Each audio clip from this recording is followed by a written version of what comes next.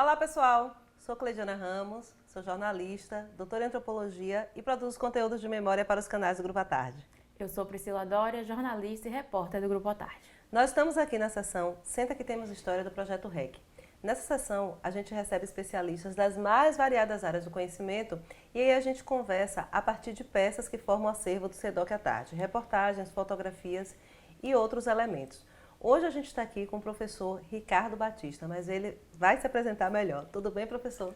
Tudo bem, olá. É um prazer muito grande estar aqui com vocês. Eu sou o professor Ricardo Batista, sou graduado em História pela Universidade do Estado da Bahia, Campus 4, Jacobina. Tenho mestrado e doutorado em História pela Universidade Federal da Bahia. E há alguns anos me dedico ao estudo da história da saúde, das doenças, das instituições, do patrimônio da saúde, especialmente da Bahia. É isso. Bom, a gente está, professor, no mês de agosto. A gente tem toda uma relação histórica, cultural, com o que a gente pode chamar dos ritos de cura.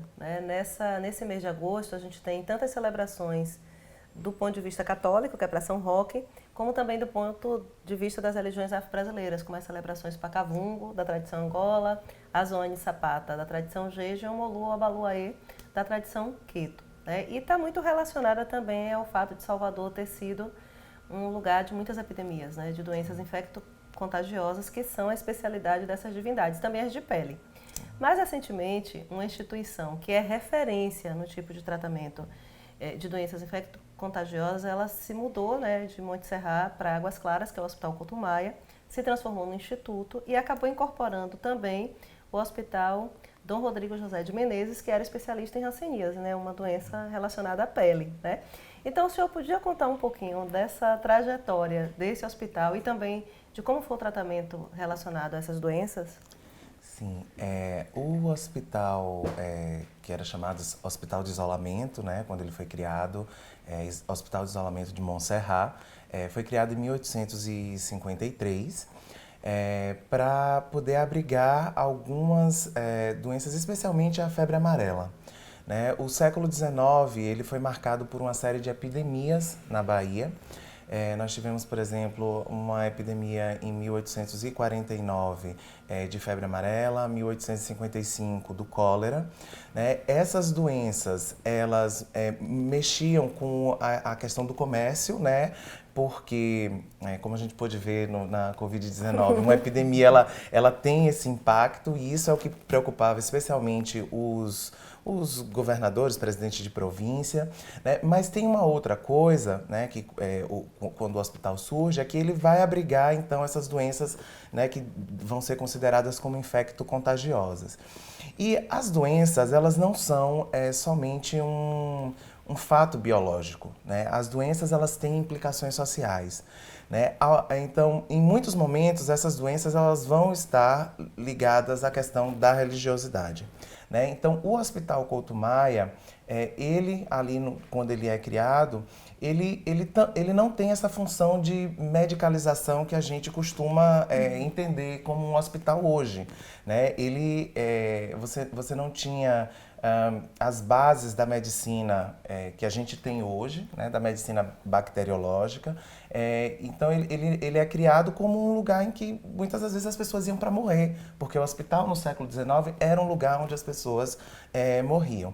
Então, ele vai abrigar essas pessoas, vai tentar tirar essas pessoas do convívio com a sociedade, justamente por conta dessas implicações que as doenças tinham sobre a vida dos indivíduos, e fica com esse caráter de isolamento, de cumprir uma função social, seja para o campo econômico, como eu já disse, seja para o campo cultural, de vivência dessas pessoas. E essa longa trajetória do hospital, o que é que ela revela sobre os estudos, sobre a medicina aqui na Bahia? Bem, o hospital, especialmente na passagem do século XIX para o século XX, quando você tem aqui no Brasil, mas, enfim, falando especificamente da Bahia, você tem a criação das especialidades médicas. A medicina de meados do século XIX, ela era uma medicina pautada em um paradigma que a gente costuma chamar de miasmático. Então, o grande problema para alguns médicos era a corrupção do ar. As questões estavam no ar. Você tem, por exemplo, movimentos como o de 1835, a cemiterada, né, que aconteceu, estudada pelo professor João José Reis, que aconteceu aqui na Bahia, de que as pessoas foram quebrar o cemitério. Por quê? Porque os médicos tinham dito, o Campo Santo tinha acabado de ser inaugurado, e os médicos acreditavam que enterrar nas igrejas, como era feito, trazia problemas por conta dos miasmas, porque a cova era muito rasa, então isso iria corromper o ar. Sem falar que eram lugares muito percorridos, né? A igreja, afinal. Então, Sim, era um lugar onde todo mundo ia. Todo mundo ia, então o risco. Então, com o desenvolvimento da bacteriologia, com a criação dessas cátedras, né, inclusive o Couto Maia, né, o médico, ele se tornou catedrático, né, a cátedra era uma especialidade. A medicina deixou de ser essa coisa, né, assim, com essa característica, vista como essa coisa da característica do ar, e com a bacteriologia você tem um microscópio e você consegue identificar se é um vírus, se é uma bactéria, quer dizer, a gente passou por um processo de especialização. E o Couto Maia, sendo essa figura que estava tanto na Faculdade de Medicina, quanto no Hospital de Isolamento de Montserrat, que vai receber o nome dele em 1936, né, ele vai ter esse intercâmbio, né? Por exemplo, ele visita a Europa, né? Onde você tem lá a tradição do Pasteur, da bacteriologia, e isso reflete no hospital. Quer dizer, o hospital vai ser esse lugar, aos poucos, é claro, né? Porque ainda na primeira metade, no início do século XX, o hospital ele era muito precário, ele estava passando por uma série de modificações, né? Enfim, de uma reforma que só foi se concretizar nos anos 20, né? Mas ele é esse lugar também da experimentação, né? O Couto Maia, o Augusto Couto Maia, ele inclusive foi cotado para receber uma bolsa da Fundação Rockefeller para ir estudar nos Estados Unidos. Só que nesse momento ele já estava com a saúde muito debilitada, né? Então ele foi colocado como uma pessoa que tinha a competência, mas como a Fundação Rockefeller queria investir em pessoas que pudessem a longo prazo, quer dizer, devolver esse investimento, né, da formação a longo prazo, acabou que ele não foi escolhido, não por falta de competência, mas quer dizer, o hospital então funciona como esse lugar. Pesquisa, extensão. Ensino. Pesquisa, ensino, né? Extensão, porque os hospitais eram usados, por muito tempo foi o Hospital da Santa Casa de Misericórdia como uma cátedra, né, em que esses profissionais, né, que eram professores, enfim, desenvolviam a pesquisa. E extensão, porque está acolhendo também as pessoas, né? Também, sim, exatamente. Da comunidade, né? E o hospital de isolamento, né, posterior Couto Maia, ele teve uma importância muito significativa nesse processo de transição, porque no início do século XX, a gente tem, a literatura fala de uma mudança de uma medicina europeia para uma medicina com bases norte-americanas. Então, por exemplo, Salvador ela tinha muitos dispensários médicos. Dispensário era um lugar de atendimento, né? E você tinha especialidades diferenciadas. Então, um dispensário para tuberculose, um dispensário para sífilis. E o Couto Maia ele abrigou o centro de saúde, que é uma outra modalidade inspirada na medicina norte-americana, que é uma espécie de policlínica, que dá as bases para o que a gente tem hoje. Então, o Couto Maia abrigou ali o centro de saúde número 2, né, chamado também em homenagem ao Barros Barreto, que era o secretário de Saúde e Educação, também chamado de Centro de Saúde Barros Barreto, né, e você tinha ali, então, um lugar em que você tinha várias especialidades foram colocadas em conjunto para poder atender os indivíduos. Então, é uma inovação, se a gente for pensar nessa forma de transição da medicina, de como a saúde ela esteve institucionalizada, como ela se transformou, né? Professor, e essa mudança, né, lá de Montserrat, né, onde ele esteve aí num longo período, né, para Águas Claras. E foi uma mudança, né, com todos os problemas, todas as polêmicas, né? Mas o senhor, inclusive, cuidou de um memorial. para contar um pouco, né, para deixar a memória um pouco, né, dessa história do Couto Maia nesse novo endereço, né, que ele passou a ter, né, e nessa nova configuração. Como foi o processo desse memorial, né? O que é que aconteceu, como é que ele está e se ele é aberto à visitação? Certo. Para falar um pouco sobre isso, eu queria falar antes que o próprio Augusto Couto Maia, né, ele propôs no início do século XX que o hospital ele saísse de lá de Montserrat, né?